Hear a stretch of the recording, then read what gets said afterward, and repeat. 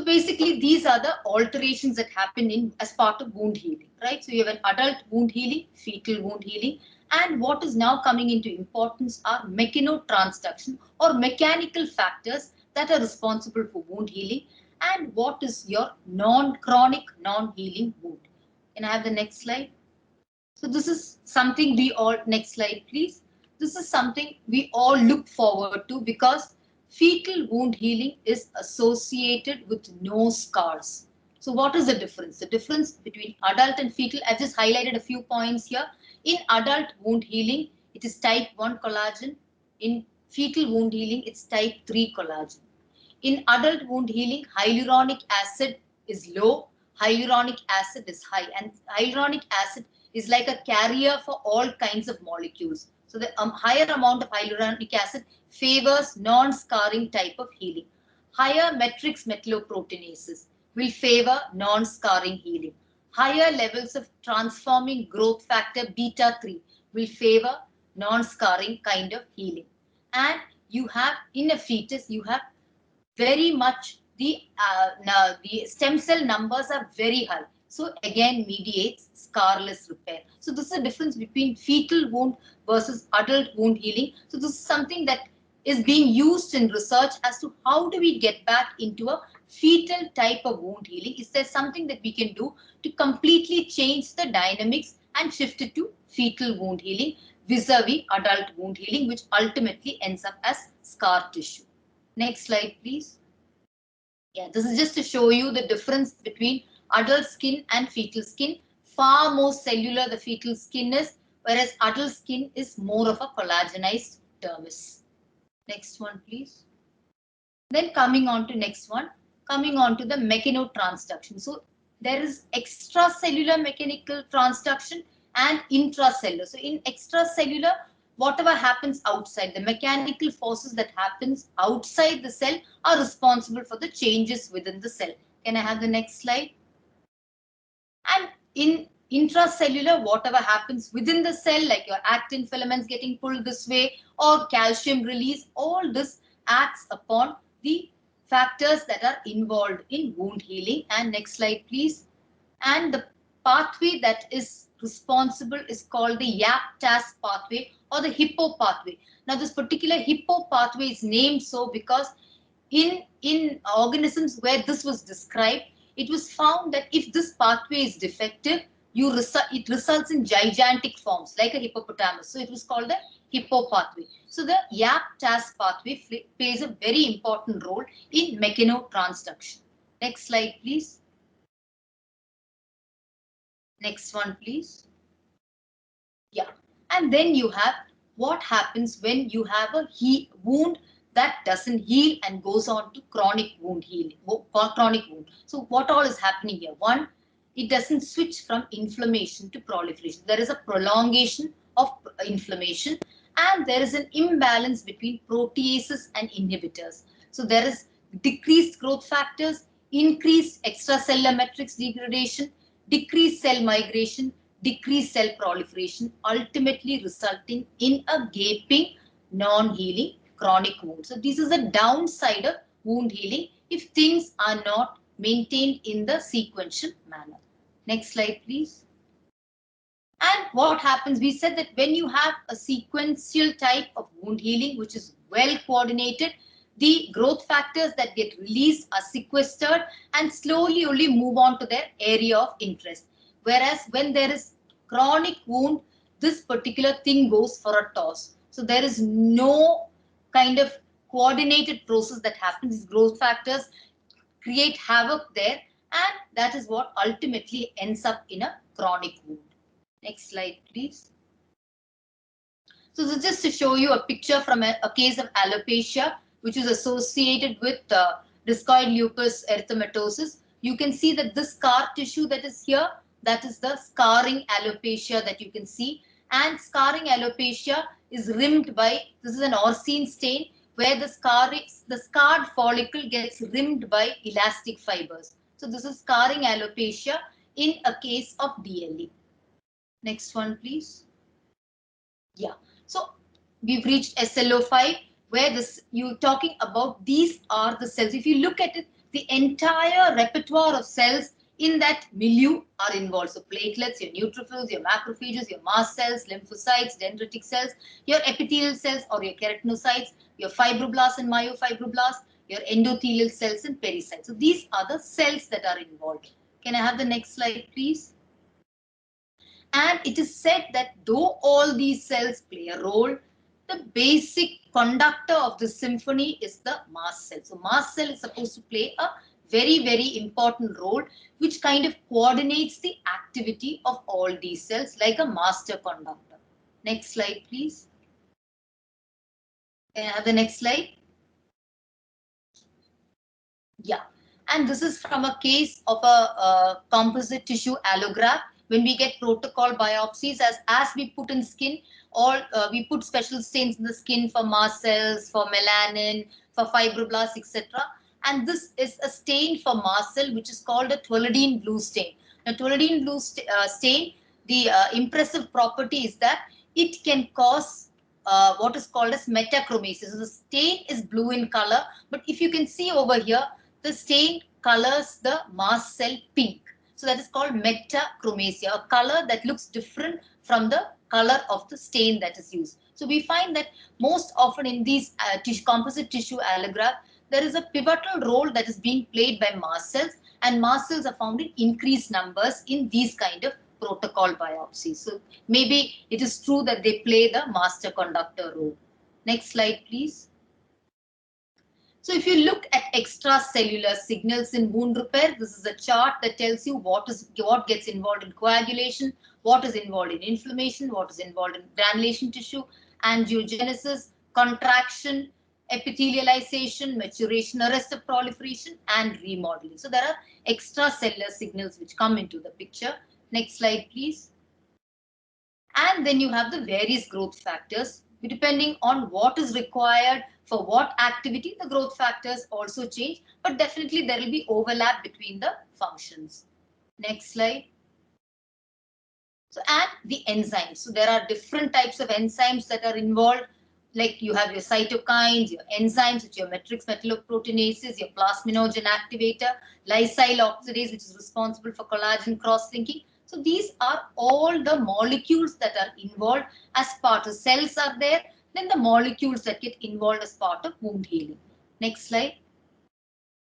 Next one, please. Yeah. So if you look at it, just to say that there is something called healing by primary intention, which are your incisional, properly sutured wound, and healing by secondary intention, where the wound is large and gaping, and healing by tertiary intention, otherwise called delayed kind of primary healing, right? So next slide shows you the, yeah. So this is healing by first intention, where your wound is not gaping. It's a smaller wound. The wound edges are approximated. So there is less of scar tissue and granulation tissue formation. Whereas if you have a wound healing by second intention, it tells you that the wound is large and gaping. There is far more clot that gets formed. There is far more inflammation that is involved. There is far more granulation tissue, and ultimate healing is through scarring. Okay, so wound with separated edges, gaping wounds will undergo healing by secondary intention. Wound with non-gaping edges slightly approximated are wounds that undergo healing by primary intention. Next slide, please. So this is just to tell you, again, we're concentrating on the granulation tissue here. This is an appendage. Can you see cells slowly loosening up? So basically for the cell to actually move from point A to point B, the cell needs to loosen up. So it needs to release itself of all the adhesion factors. So most granulation tissue, if you look at the epithelial cells, they would all be loosely kept because they're slowly loosening themselves from their attachments. They want to be detached. So it is a detached kind of attachment that is happening there. Next slide, please. And then when you come to bone healing, you have what is called as a soft callus, followed by the hard callus. So bone remodeling happens. It's the same process, and you have the soft callus getting formed, you have the hard callus getting formed, and the bone undergoes remodeling. Next slide, please. So that is what happens. There is a state of hematoma formation, there is inflammation, then you have the callus formation, and finally resulting in the bone remodeling process. Next one. So you have factors which can be local factors, systemic factors. So local factors are factors that are present in the area of healing, and systemic factors are factors, though not present locally, can affect the healing process. So you need to look into all these to ensure proper healing of a wound. Next one, please. And this is what happens as part of wound healing. You can have dehiscence, you can have eviscerated wounds, hemorrhage, infection, herniation, fistula formation, and the dreaded complications, which are your hypertrophic scar and your keloids. And of course, chronic injury, chronic inflammation. One cell goes totally awry, and you can get your malignancy, which is what is called as your Marjolin's ulcer. Next slide, please. So this is just showing you a scar tissue. So you can see that it destroys, this is with reference to skin, it destroys all the appendages and it results in a collagenous tissue. And this collagenous tissue has got a keloidal property, which is dense hyalinized bands of collagen, ultimately resulting in what is called as a keloid. Can I have the next slide, please? So this is the difference between hypertrophic scar and keloid, which I don't think I need to explain to the plastic surgeons. Next slide, please. So what happens here? So we're talking about a context where there is normal wound healing. You can see the graphs here and what is happening here. Everything gets exaggerated and remodeling gets diminished. So inflammation and proliferation get exaggerated and your remodeling goes for a toss, and this results in excessive scarring. Next slide, please. And this is just to tell you what all is happening in as part of scar formation. So the degradation part goes down, the extracellular matrix formation goes up, and again you can see that there are molecules that are involved. So it's not a process where it is standalone. Everything gets involved. In addition, there are chemical mediators which either enhance or dampen the process. Next slide, please. And there are pathways. So your TGF beta is well known for fibrosis, but depending on what is the cytoplasmic pathway that gets activated, you can either have fibrosis or you need not have fibrosis. So depending on the pathway that is chosen, it can either result in scar or it can result in scarless kind of healing. Next slide, please. Okay, this is one of our cases, which was a scar tissue which was sent. It was sent as part of scar tissue. You can see there is a giant cell reaction around the suture, telling you that there was a previous surgery here. The scar is result as part of the previous surgery. Can you do one more click, please? But unfortunately for this patient, there was a neoplasm there. It was a residual mucinous adenocarcinoma, primary mucinous adenocarcinoma of the skin. So sometimes even scar shows you findings. Can I have the next slide? Okay, so can we have the next slide? We're coming towards the end of the topic. So basically, again, I'm not going to go into the details of this. I'm sure Dr. Satish will give you much more of an idea on this. So these are the things that you look into. You assess the wound, you look at the local wound environment, the dressings, and of course, what is now called as enriched dressings. Next slide, please. So these are the therapies that you can apply. So with this in mind, like we learned all the processes, we learned that there is an aspect to hemostasis, there is an aspect to inflammation, there is an aspect to proliferation, there is an aspect to remodeling where not only cells but molecules are involved, molecular mechanisms are involved. So you can either use cell therapy, gene therapy, bioactive therapy, therapeutic delivery, biomaterial based approaches, converting the wound into a properly healed wound. Next slide, please.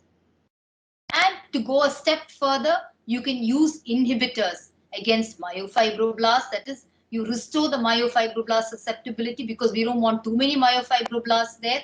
You eliminate senescent cells because you don't want senescent cells there. You want active cells. You inhibit collagen cross-linking. You modulate proteases that you require and anti-proteases that you require. You enhance collagen uptake and autophagy. So if you look at it, whatever mechanisms we've learned today, you're using targeted therapy. So basically, you're customizing the cure, which involves cosmetic care too. Next slide, please.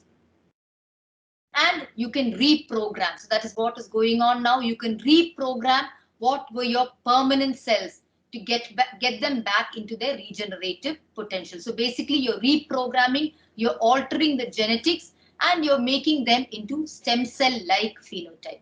This is basically, as of now, probably still at a theoretical level, but this is what is being tried. Next slide, please. And what is the future hold? Next slide, please. So a couple of things which I'm just going to run through. This is a scene from Star Wars, The Mandalorian, and this is being recapitulated in this boy named Zed Marek, who had a scalded wound, and this is ReCell. So there is a spray which utilizes your own stem cells. You spray that, and he's back to normal.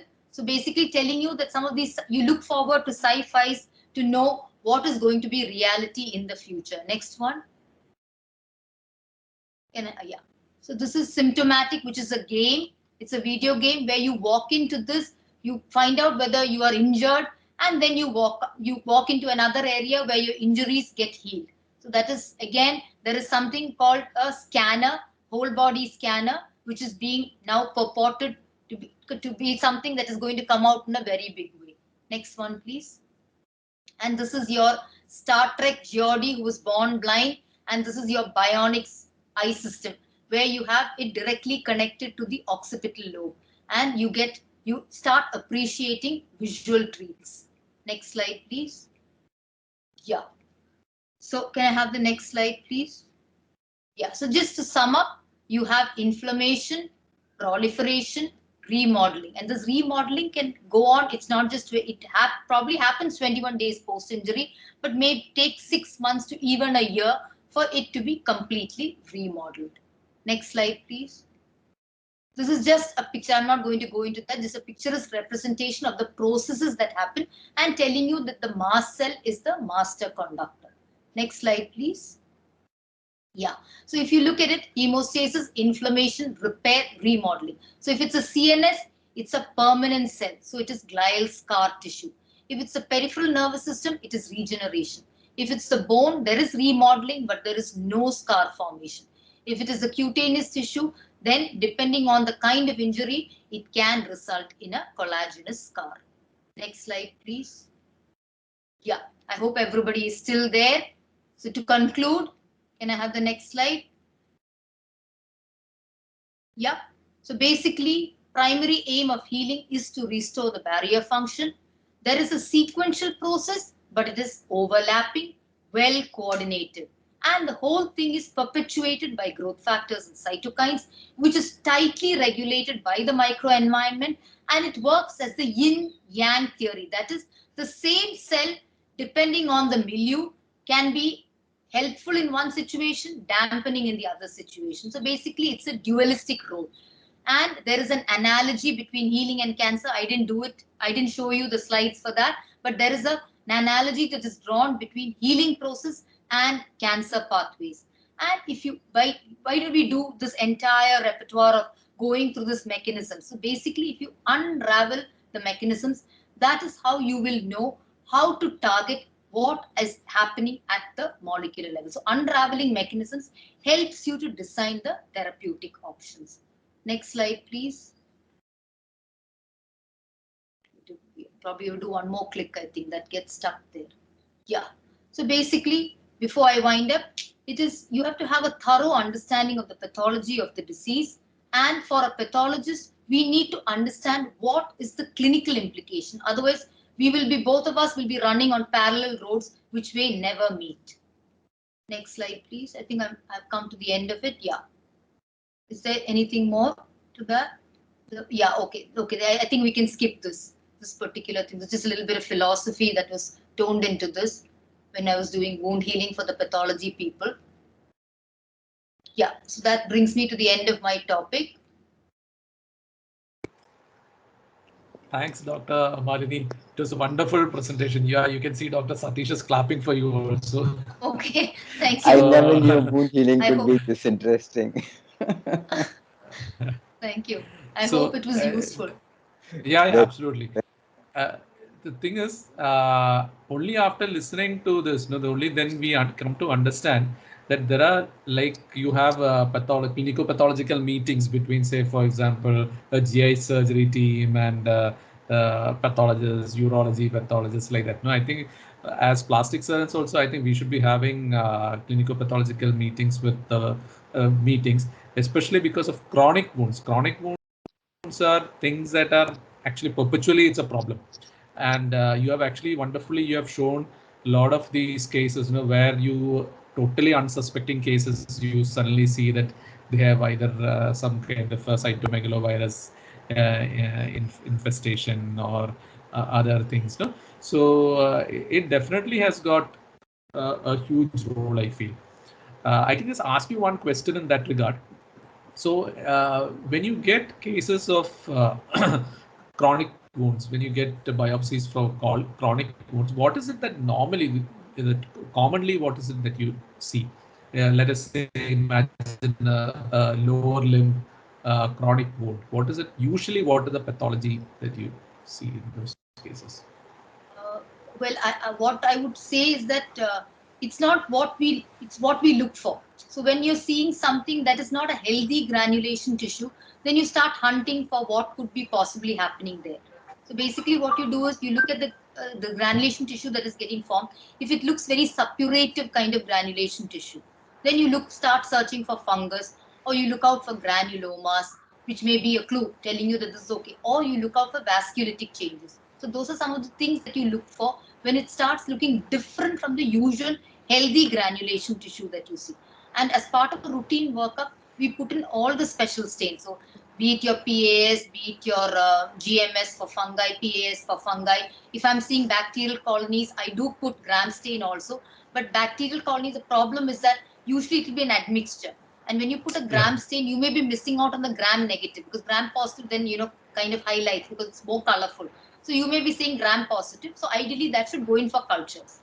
So grams, we do it, and I mentioned, okay, I found this, but most often you find that the microbiologist would have reported on a gram negative species, because that's what has been picked up in the culture. But of course, PAs will highlight the fungus, and very often when you all send for cultures, sometimes I think the fungal part of it is not stressed. So it goes in for a routine bacterial culture. So when we see a fungus, we ring up the microbiologist, and then they say, okay, then we'll subculture it onto a fungal culture media and see, because for us, morphologically to say it is aspergillus or it's candida or it's a dermatophyte infection, it's very difficult. All the fungi look the same to us, unless it's mucormycosis. Mucormycosis got a very particular kind of morphology. It invades vessels, so you're dealing with something that is a little more aggressive. But so for that we need culture clarification. And also even TB, if you have granulomas, then also you may not get an AFB stain. It is something that you have to, it's like, for a pathologist, it's the most painful thing to look at an AFB stain, because you're sitting and hunting, you spend hours hunting for the AFB stain. It may not be positive. So again, you depend on your culture. So basically you run the entire repertoire of special stains, and you search, you're vigilant, you keep yourself vigilant for vasculitic processes. Because that is something that you may not, because this granulation tissue completely masks the whole process. So you look for vasculitic changes in medium-sized vessels, because that could be one of the reasons that is happening there. Now, whether the chicken came first or the egg came first is a different story. You don't know whether it's the vasculitis that is result in the ulceration, or whether the granulation tissue itself has stimulated some kind of a vasculitic process. But we run the entire spectrum. So in case of this vasculitic changes, vasculitis, chronic ulcers, is there any special way that you tell that the ulcers have, the biopsies have to be taken, or do you just ask for a deep edge biopsy only, or you want a deep biopsy, but which includes because all your medium vessels are in the subcutaneous. So if you give me a superficial biopsy, granulation tissue itself looks like vasculitis. So I cannot commit on that.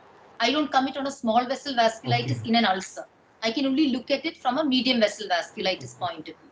So I need a medium vessel to say, okay, there is a vasculitic process happening. Yeah, and for the younger people also, because almost all these vasculitic ulcers would be very painful. And that is again one giveaway for from a clinical point of view, that when we suspect that it could be a vasculitic ulcer. So that is again one thing. And Dr. Malini, you were just like a master, you were the master conductor you have conducted this session so masterfully. There are actually no questions right now in the chat box, because normally the yeah, please, sir, please. Can I ask a question? For Sure. fungus, sometimes we are asked to send KOH smears, dry smears. How useful is that, and what are your thoughts, opinion on that? Yeah, basically a KOH smear is done by the microbiologist. We don't do the KOH smear. Okay. But what I have found is a lot of times when we don't see the fungus, they would have got the fungus on a KOH smear. So maybe it depends on where you're actually sampling it from. Okay. It's ideal to send a KOH because that's an instant thing. It's a wet smear. Immediately the microbiologist, so you know, especially where you need to intervene. Our tissue will take 24 hours for processing. By the time it comes to my table, it will be the second day. Then by the time I come to see it, maybe the third day. So only by the third day will I be, and by the fourth day only my special stains will come. So if you have a KOH smear, it's an instant thing. So it's always useful to have a KOH. But there are situations where you may not have got it on the KOH and our tissue will be teeming with fungus. So I feel it's also a sampling issue there. Sure. Thank you. Yeah, and Dr. Malini, you actually spoke very well on the fetal wound healing also. Fetal wound healing actually is a question for our examination, the theory part. It's one of the favorite examiner questions. So I think you have beautifully mentioned the various differences between the fetal wound healing and the adult wound healing, the differences. So again, that is one aspect where a lot of research and a lot of activities are going on, even though we are not able to reach any actual medicine or things like that, because a lot of hype was given for hyaluronic acid, and that would but then, like you said, it is probably a carrier for other substances that would actually probably prevent any scar formation.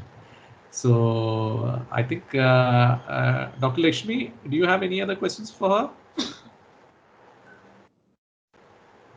I think Dr. Lakshmi came in for a bit and then I think she's again gone out.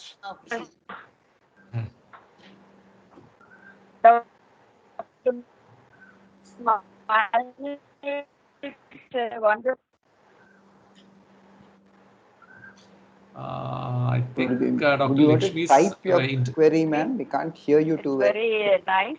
And as a as a plastic surgeon, is it okay? Is it audible? Yes. Yes, madam. Yes.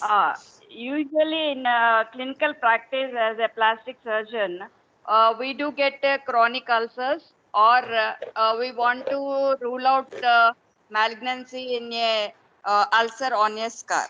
Okay.